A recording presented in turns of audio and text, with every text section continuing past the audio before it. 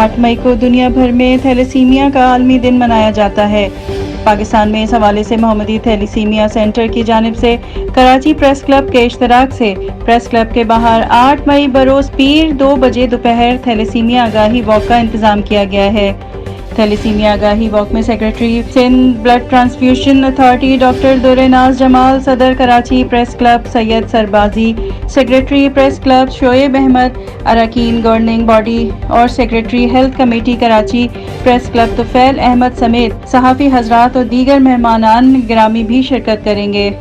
मेरा नाम डॉक्टर मईसा सजील है। मैं एग्जीक्यूटिव मेडिकल डायरेक्टर मोहम्मदी वेलफेयर फाउंडेशन हूँ। आज 8 मई के हवाले से यहाँ प्रेस क्लब में एक वॉक और अवेयरनेस सेशन का इंतजाम किया गया था, जिसका मकसद थैलेसीमिया मेजर के हवाले से अवेयरनेस क्रिएट करना था।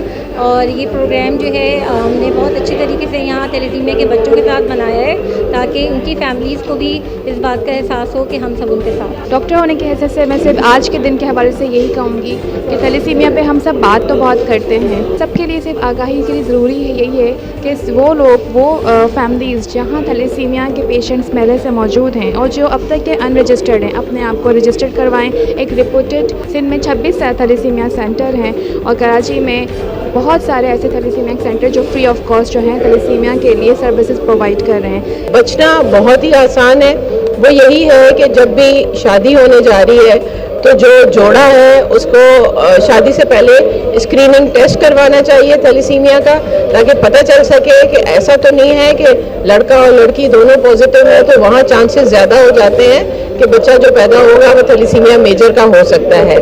माँ का, उस बाप का कि अगर वो कंसीव कर भी रही है तो जाके अपना टेस्ट करवाए, जो कि पहले 3 महीने में करवाना चाहिए।